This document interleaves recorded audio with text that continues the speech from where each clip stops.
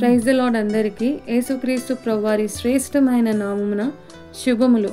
గడిచిన కాలం అంతా కూడా కాచి కాపాడి మరొక నూతన నెలలోకి ఈ ఆగస్ట్ మంత్లోకి ప్రవేశపెట్టిన దేవునికి మనం ఎంతైనా కృతజ్ఞతాస్తుతులు చెల్లించాలి. దేవా, thank you lord for this new month అని మీరు దేవునికి ప్రైజ్ అండ్ వర్షిప్ స్తుతి చెల్లించట ఎంతైనా మంచిది. మన దేవునికి స్తుతి గానములు స్తోత్ర గానములు చేయట ఎంతో మంచిది. అయితే ఇర్మియా గ్రంథము 1వ అధ్యాయం 19వ వచనం, ఈ వాక్యము ఇర్మియాకి ఇచ్చిన దేవుడు అనుగ్రహించిన శ్రేష్టమైన వాగ్దానం.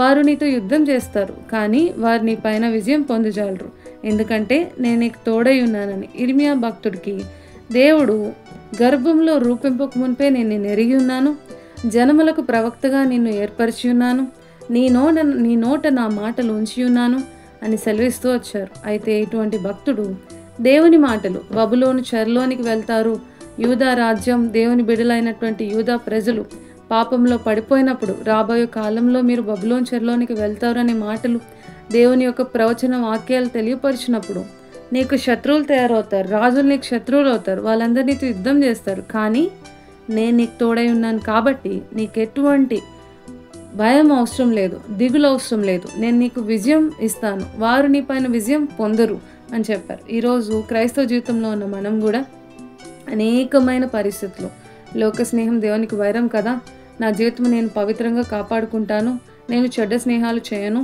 చెడ్డ అలవాట్లు నేర్చుకోను అన్నప్పుడు అనేక మంది శత్రువులు తయారవుతారు.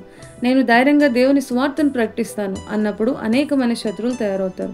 నేను గంటలు ఏకాంతంగా దేవునికి ప్రార్థన చేస్తాను, ఉపవాస ప్రార్థన చేస్తాను అన్నప్పుడు అనేకమైన అనారోగ్య సమస్యలు, ఫినాన్షియల్ ప్రాబ్లమ్స్, మ్యారిటల్ ఇష్యూస్, లేక ఇంట్లో అనేకమైన ఇబ్బందులు, ఇరుకులు ఉంటూ ఉంటాయి. ఇటువంటి శత్రువులు, ఇటువంటి శోధనలు, ఇటువంటి యుద్ధాలు వచ్చినప్పుడు కృంగిపోకూడదు.